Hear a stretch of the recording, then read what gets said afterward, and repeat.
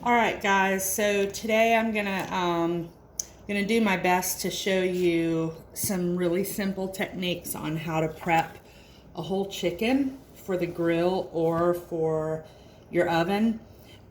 There's tons of ways to do it, but I'm gonna just you'll see. This is a damp paper towel. I put it under my cutting board.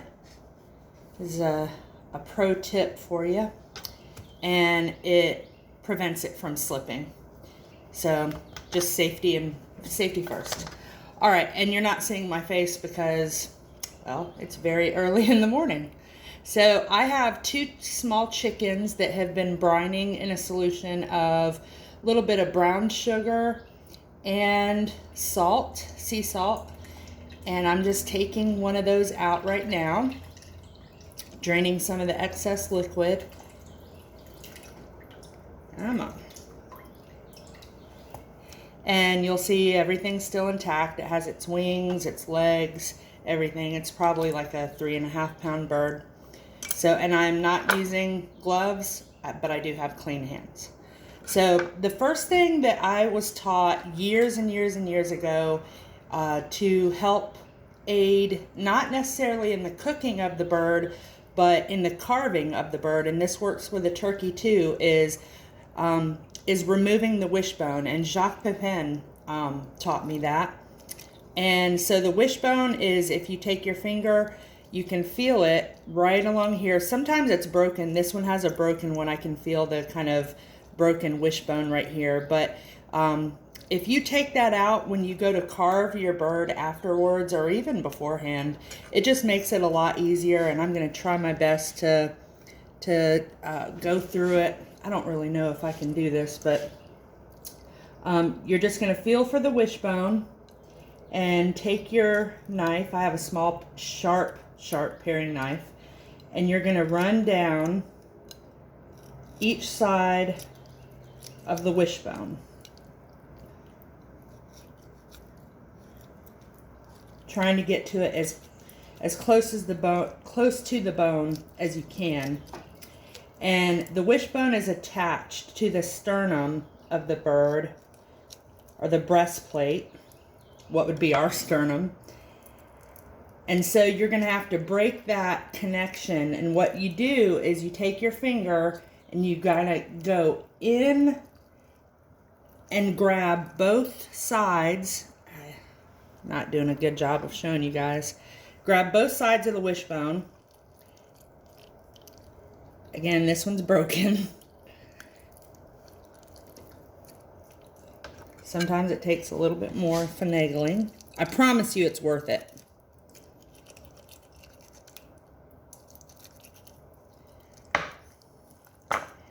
And you just pull it right out. Now, see, remember I told you it was broken.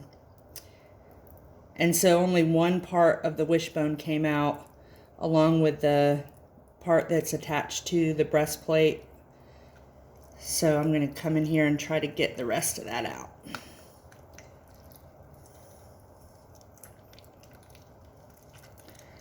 Sometimes they're intact and sometimes they're not. And if they're not, you can just cut the other one out.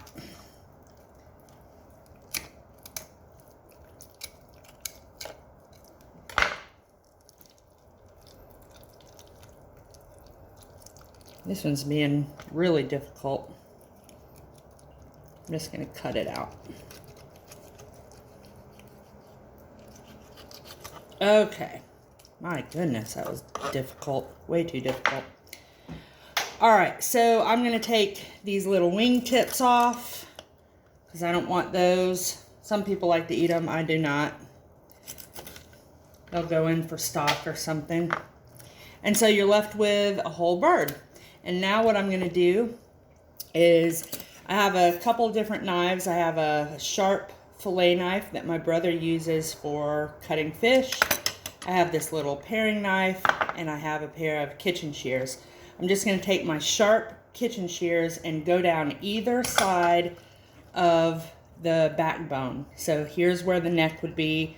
Here's the backbone, and I'm just going to cut right down as close to the spine as I can, and remove that spine.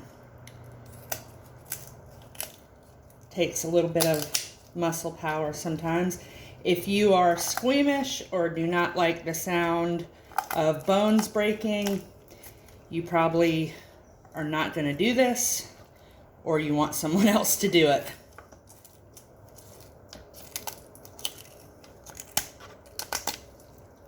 Again, you're not removing all the bones. Some of the rib cage bones are still in there, and that's fine with me. It doesn't bother me. Keep the backbone for stock. And so now you're left with what is called a spatchcocked bird. And it can go on the grill or in the oven just like that, and you're reducing cooking time by probably 15 minutes or so. But I'm going to go a step further, and I'll take this sharp fillet knife and kind of make one cut down the middle so I have a guideline. You don't have to do this. And again, because I removed that wishbone, I can go straight down here. If that wishbone was in, I would not be able to cut it this easy. And now I have 2 chicken halves. It is that simple. And I'm going to do one more just to show you again. Hopefully this one, the wishbone is intact, but we'll see.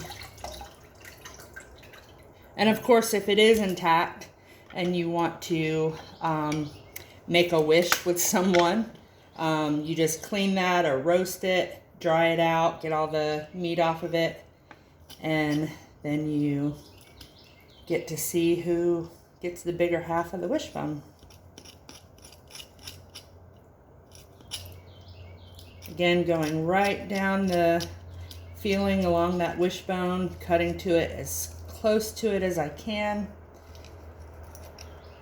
And this one's intact, so hopefully it'll come out intact. Taking my finger and going, it is looped through under both sides of the wishbone. There's the part that's attached to the chicken's breastplate. And I'm gonna pull. And this one was whole, but it broke when me pulling it out.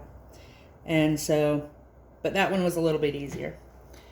All right, so same thing, gonna take my kitchen shears and go down the backbone, take that out.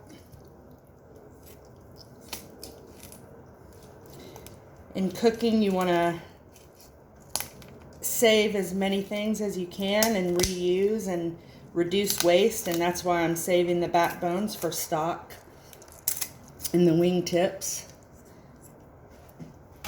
Chefs are real concerned with reducing waste because that reduces cost, and it can do the same thing for you at home, that same principle. You know, using everything you have, reducing cost, and making the most of everything you got. And I'll stand this one up and just show you how easy it is to just go straight down either side of the breastplate.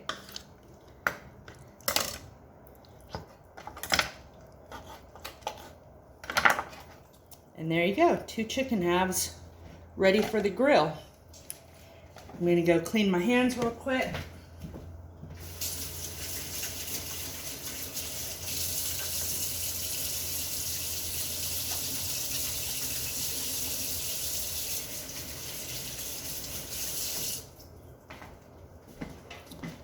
All right, and the seasoning I'm using, this was brined, so it doesn't necessarily need to be seasoned, you know, just more salt and pepper, but I'm gonna use some fun spices that I have, blends.